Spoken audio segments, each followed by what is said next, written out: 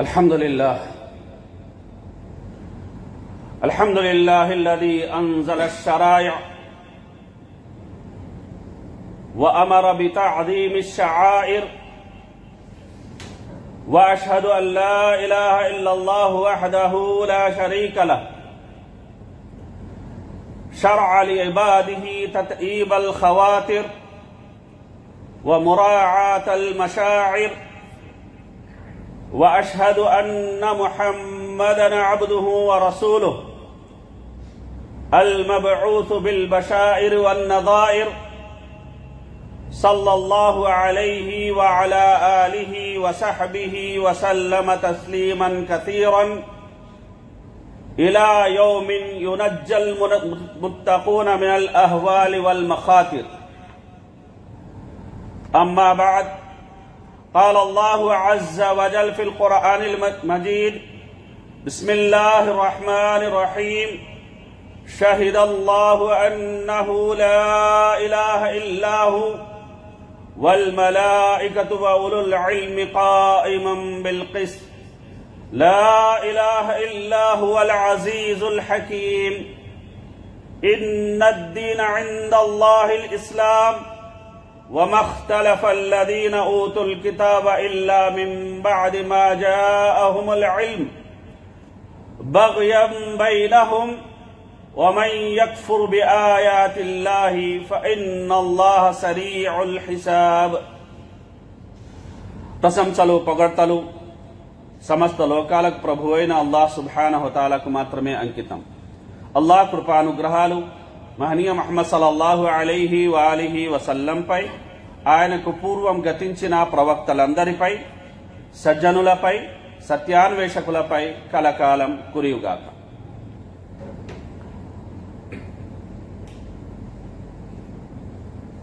విశ్వ మానవ ధర్మం ఇస్లాం. అల్లాహ్ సుబ్హానహు వతఆలా ఖురాన్లో ఈ విధంగా సెలవిస్తున్నాడు: తాను తప్ప మరో నిజ ఆరాధ్యనీయుడు లేడని స్వయంగా అల్లాహే సాక్ష్యమిస్తున్నాడు. సర్వశక్తిమంతుడు, మహావివేకి అయిన ఆయన తప్ప మరో నిజ దేవుడు లేడని దైవదూతలు, నీతిమంతులైన జ్ఞాన సంపన్నులు కూడా సాక్ష్యమిస్తున్నారు. నిశ్చయంగా అల్లాహ్ దగ్గర ఆమోదిత ధర్మం ఇస్లాం మాత్రమే. కానీ గ్రంథ ప్రజలు తమకు జ్ఞాన సంపద లభించినప్పటికీ పరస్పరం విభేదాలలో పడి మంకుతనంతో ఇలాంటి ధర్మాన్ని కాదని విభిన్న మార్గాలు అవలంబించారు. అల్లాహ్ సూక్తులు తిరస్కరించే వారిని అల్లాహ్ త్వరలోనే లెక్క తీసుకుంటాడు. అభిమాన మిత్రులారా, ప్రతి మనిషికి ఒక ఆలోచన ఉంటుంది. దాని ప్రకారమే అతను జీవితాన్ని గురించి, సృష్టిని గురించి ఒక అభిప్రాయం ఏర్పరచుకుంటాడు. మరి దానికి అనుగుణంగానే ఏదో ఒక దానికి ప్రాధాన్యత ఇస్తాడు. దాన్ని తన విశ్వాసాలకు, శ్రద్ధాశక్తులకు కేంద్రస్థానంగా చేసుకుంటాడు. దానికి అనుగుణంగానే తాను సమాజంలో ఆచరిస్తాడు. ఈ మూడింటినే విశ్వాసం, ఆరాధన, నడవడిక అని అనవచ్చు. ఈ మూడు వస్తువుల సమాహారానికే దీన్ అని పేరు. ఈ రకంగా చూసినప్పుడు ప్రతి మనిషికి అతను ఏ మత అవలంబీకుడైనా, ఆస్తికుడైనా, నాస్తికుడైనా ఒక మనోధర్మం అనేది ఖచ్చితంగా ఉంటుంది. ఇక ఇస్లాం ధర్మం అంటే నిఖిల జగతి వెనుక ఒకానొక శక్తిమంతుడు ఉన్నాడని, ఆయన సంకల్పమే దీని వెనుక పనిచేస్తుందని, ఆయనే దీనికి కర్త మరియు పోషకుడని మనిషి గుర్తించాలి. ఆయన సమక్షంలో ప్రతి ఒక్కరి లెక్క తేలవలసి ఉందని, ఆయన సన్నిధిలో సత్యంగా ఖరారయ్యేదే సత్యమని, ఆయన ఎదుట మిథ్యగా ఖరారయ్యేదే మిథ్య అని మనిషి నిష్కల్మష హృదయంతో నమ్మాలి. ఇదే ఇస్లాం అని. అభిమాన మిత్రులారా, ప్రవక్త ముహమ్మద్ సల్లల్లాహు అలైహి వసల్లం ఇస్లాం ధర్మానికి సంబంధించిన ఒక ఉపమానాన్ని తెలియజేశారు.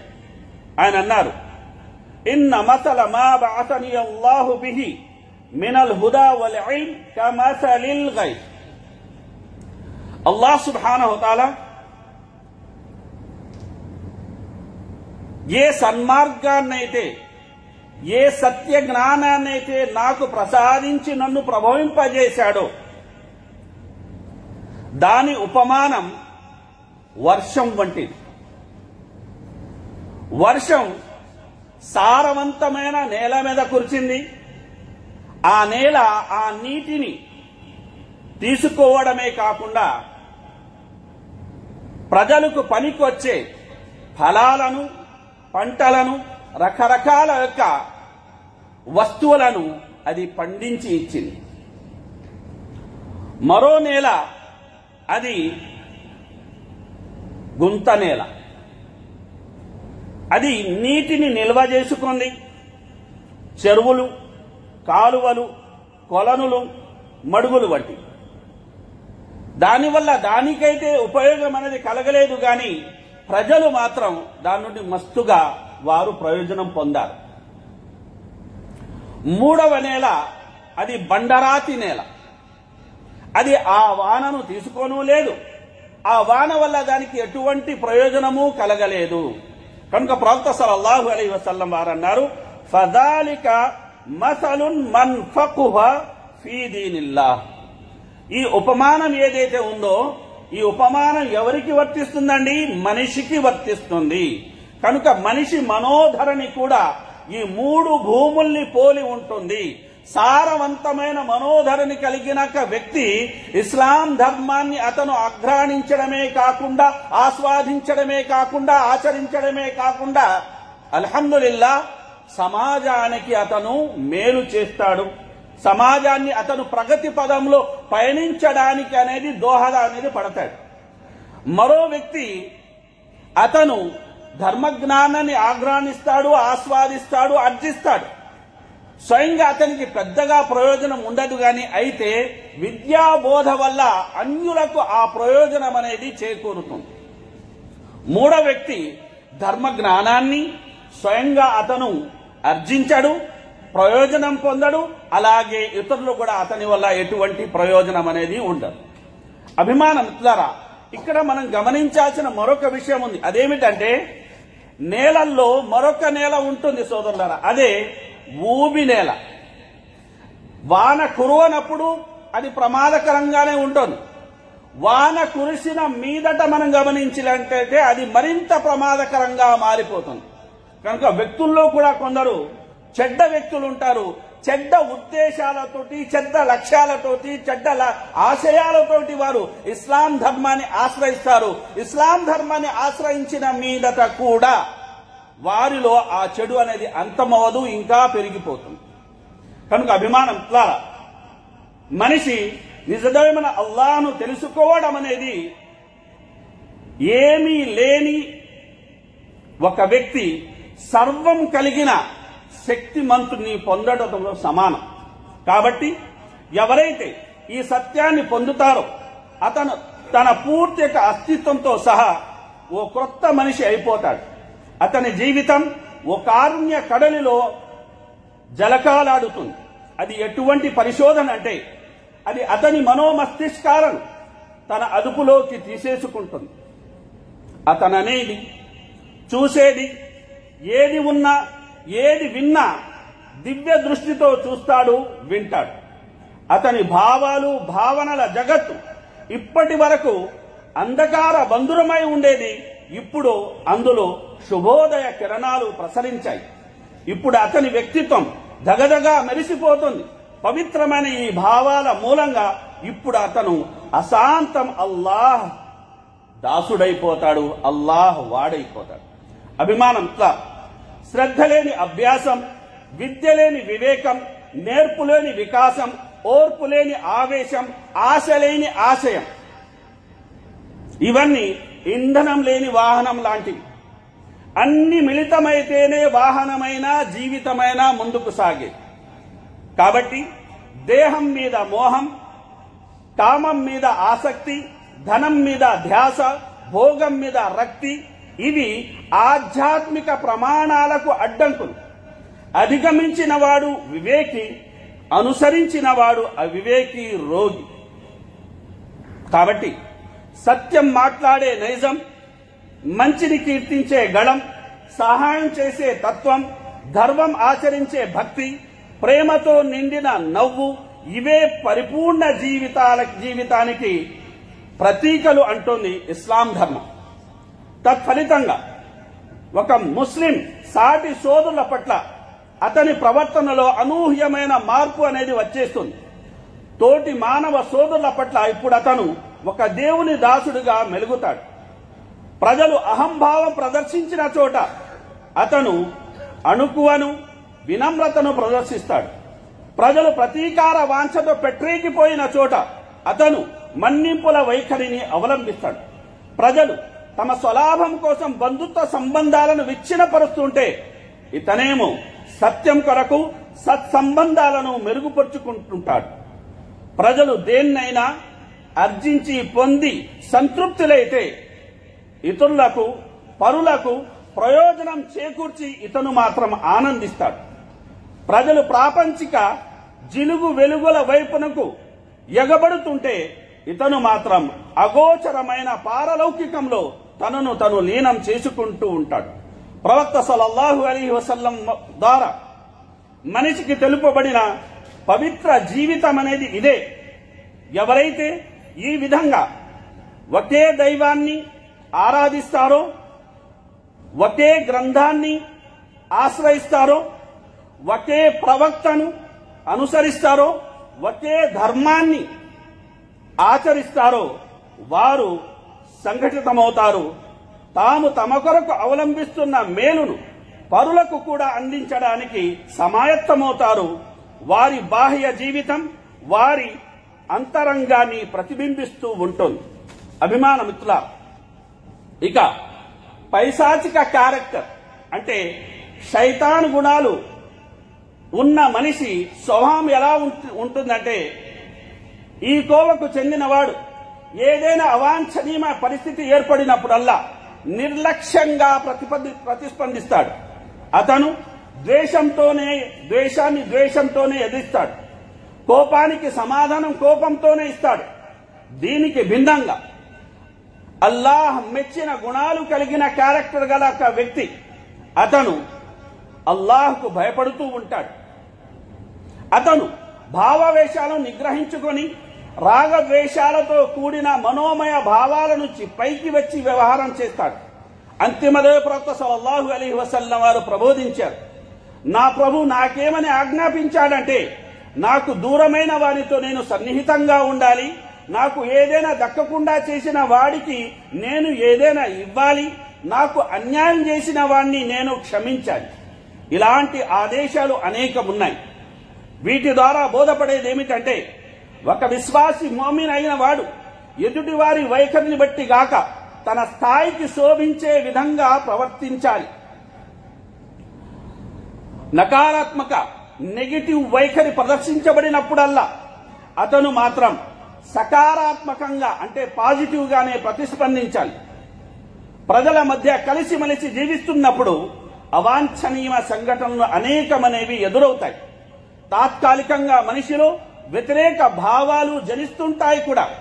అటువంటి విషయం అనేది జరిగినప్పటికీ ఎదుటి వారి ఎడల ఉత్తమ రీతిలో అతను మెలగాలి, మసలుకోవాలి. కనుక అభిమాన మిత్రులారా, ఇస్లాం నైతికంగా మనకు చేసే ఉత్తమ బోధ ఏమిటంటే, మన ప్రవర్తన మనిషితోనే కాకుండా మనిషిలో ఉండే మనోభావాల విషయంలో కూడా చాలా ఉత్తమంగా ఉండాలి, మన మాట చాలా మృదువుగా ఉండాలి అని ఇస్లాం ధర్మం ప్రబోధిస్తుంది. కనుక ఖురాన్లో అల్లాహ్ సుబ్హానహు వ తఆలా అంటాడు, వకూలు లిన్నాసి హుస్నా, మీరు ప్రజలతో మంచి మాటలే మాట్లాడండి.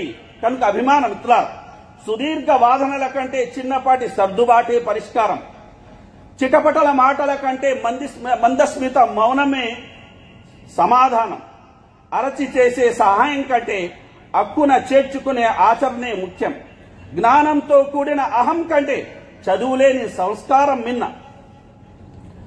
మనం మన ప్రేమలో నిజాయితీ ఉండాలి, స్నేహంలో నమ్మకం ఉండాలి, మాటలో వినయం ఉండాలి, నవ్వులో స్వేచ్ఛత ఉండాలి, గుణంలో సహనం ఉండాలి. ప్రేమ ఉన్న చోట రక్షణ ఉంటుంది, రక్షణ ఉన్న చోట బంధం ఉంటుంది, బంధం ఉన్న చోట ధైర్యం ఉంటుంది, ధైర్యం ఉన్న చోట ధర్మం ఉంటుంది. ఇవన్నీ మిళితమైన జీవితం స్వచ్ఛంగా ఉంటుంది. ఆప్యాయత ఉంటే అనురాగం విలువ తెలుస్తుంది, ఆత్మీయత ఉంటే బంధం విలువ తెలుస్తుంది, మనం అనే భావం ఉంటే మానవత్వం విలువ తెలుస్తుంది.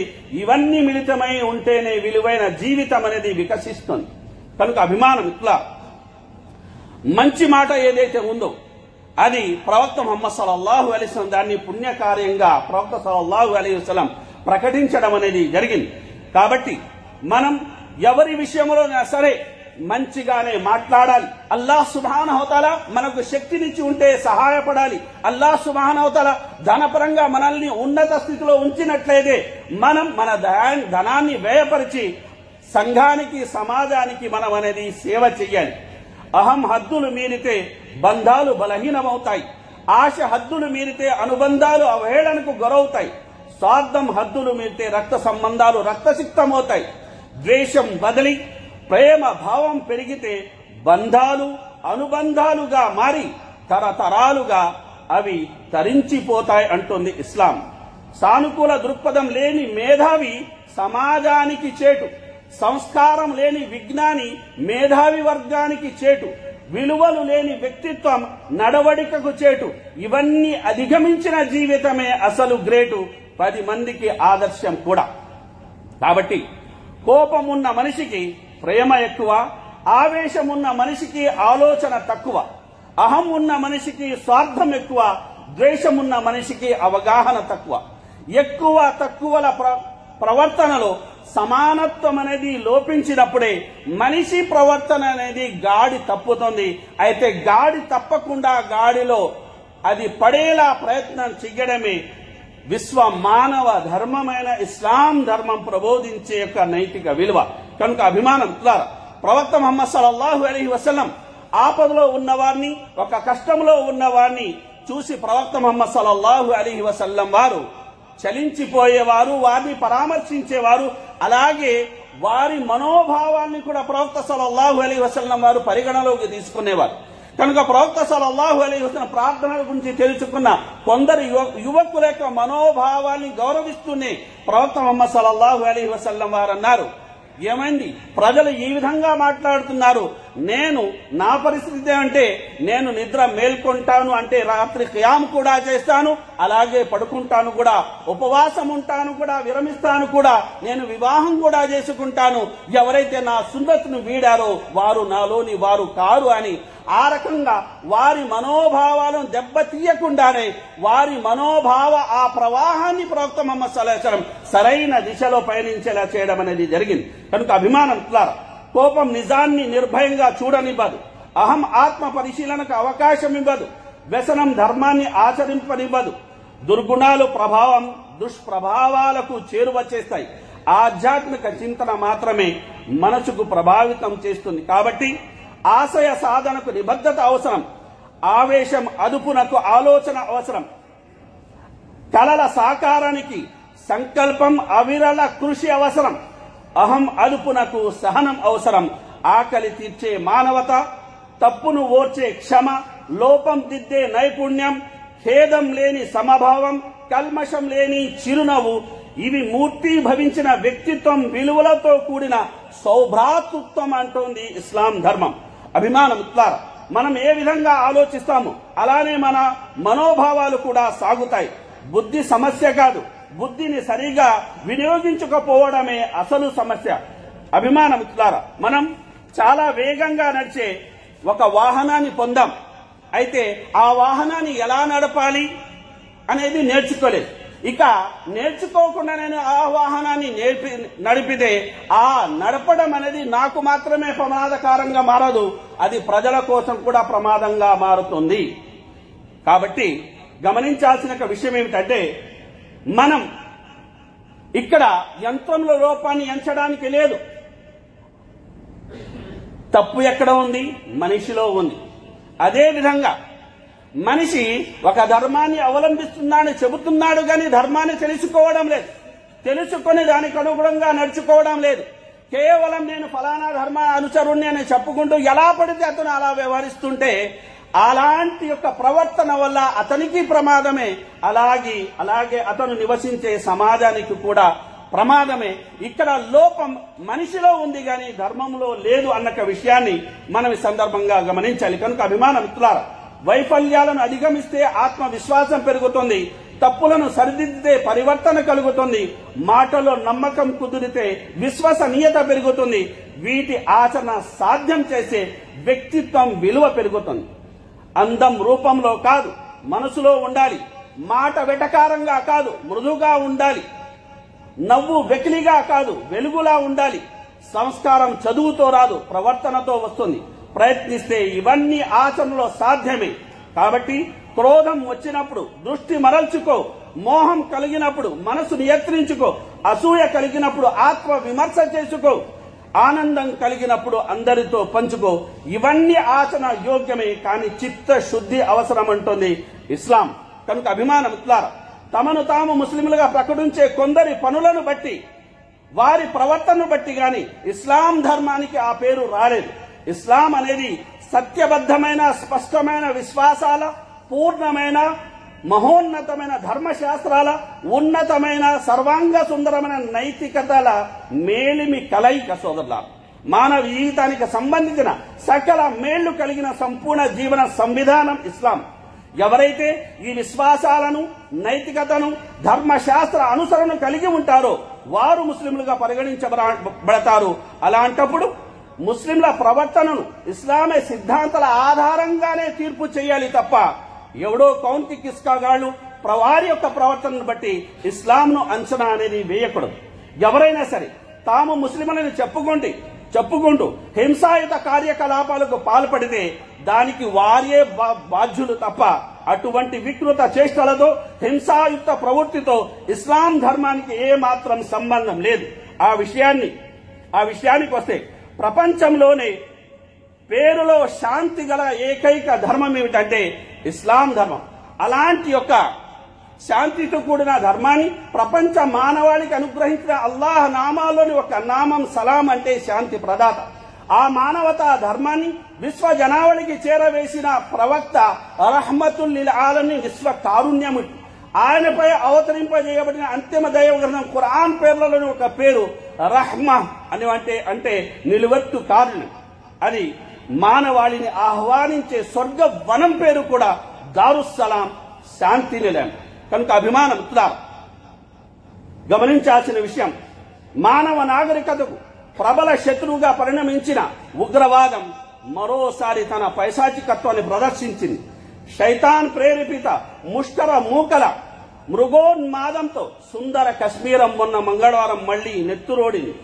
పిల్ల పాపలతో ప్రశాంతంగా ప్రకృతి ఒడిలో సేదదీరదామని పహల్గాం సమీపంలోని లోయలకు అడుగుపెట్టిన పర్యాటకులకు జీవితాంతం వెంటాడే పీడకలలే మిగిలాయి. 12 రాష్ట్రాలకు చెందిన 10 కొద్ది యాత్రికులను కాల్చి చంపిన ఉగ్రవాదుల యొక్క కిరాతకత్వం, వికృతక మారణ కాండకు దిగిన ముష్కరులక రాక్షసత్వం యావత్ దేశాన్ని ఒక్కసారిగా దిగ్భ్రాంతికి గురిచేశాయి. ఇది కేవలం రాజకీయ సమస్య కాదు, ఇది మానవతా సంక్షోభం. ప్రశాంతంగా జీవించాలనుకుంటున్న వారి హృదయాలను తుపాకులు ధ్వంసం చేశాయి. తీవ్రవాదానికి మతం లేదు, భౌగోళిక సరిహద్దులు లేవు. ఎక్కడ మనిషి ప్రాణం గడాంకంగా మారిపోతుందో అక్కడ మన మౌనం కూడా నిశ్శబ్దమైన నేరంగా మారుతుంది. జాతి గౌరవం తుపాకీ ద్వారా కాదు, దయతో, మానవత్వంతో, బాధితుల పట్ల కలిగిన స్పందనతో నిలబడుతుంది. ఇది కన్నీటిని మాటలుగా, మౌనాన్ని పోరాటంగా మార్చే కాలం. కశ్మీర్ లోయలో ప్రగతి పవనాలు విరబూయాలంటే ముందు అక్కడ శాంతి నెలకొనాలి. ఎవరైతే అసూలు బాశారో వారి ఆత్మలకు శాంతి చేకూరాలని విశ్వ శాంతి ప్రదాతైన అల్లాహ్ సుబ్హానహు తాలాను దీనాతి దీనంగా వేడుకుంటున్నాం. ఇక అభిమాన మిత్రులారా, ఉగ్రవాదాడులను మత కోణంలో చూడడం, విద్వేషాన్ని మరింత పెంచేలా ప్రచారం చేయడం దేశ భవిష్యత్తుకు మంచిది కాదు. ఉన్మత్తత ఆవహించిన ఉగ్రవాదానికి, మతోన్మాదానికి మతము, ప్రాంతము అన్న విచక్షణ ఉండదు. తమ ఉన్మాదానికి అడ్డొచ్చిన ప్రతి మనిషి తమకు శత్రువుగానే భావిస్తాయి. ఉగ్రదాడిపై సమగ్ర దర్యాప్తు జరిపి ముష్కరులను కఠినంగా శిక్షించాలి. వైఫల్యం పునరావృతం కాకుండా తగు కట్టుదిట్టమైన చర్యలు తీసుకోవాలి. అదే సమయంలో మతం పేరిట ఉగ్రవాదం విలేతాండం చేస్తుండగా ధర్మాన్ని విశ్వసించేవారు మౌనంగా ఉండడం భావ్యం కాదు కూడా. ఎందుకంటే అసహనం, అతివాదం, హింస ధర్మ విరుద్ధమైనవి, ఏ మతము ఆమోదించని దుష్ట వర్తనలవి. కనుక అభిమాన మిత్రులారా, మనం గమనించాల్సిన విషయం ఏంటంటే ఈ ప్రపంచం ఎలా రూపొందించబడిందంటే ఇక్కడ అనేక అవాంఛనీయమైన సంఘటనలు మన జీవితాల్లో చోటు చేసుకుంటూ ఉంటాయి. అయితే అలాంటి అవాంఛితమైన సంఘటన చోటు చేసుకున్నప్పుడు మనం దానికి ఎలా ప్రతిస్పందిస్తాము అన్న దాన్ని బట్టే మన యొక్క నైతికత అనేది ఆధారపడి ఉంటుంది, మన వ్యక్తిత్వం అనేది ఆధారపడి ఉంటుంది. కనుక అభిమాన మిత్రులారా, గమనించాల్సిన విషయం, లోకములో మంచి చెడు రెండూ ఉంటాయి, ఒకదానికొకటి అడ్డు తగులుతూ ఉంటాయి కూడా. కోకిల గానం కాకులకు కర్ణ కఠోరంగా ఉంటుంది.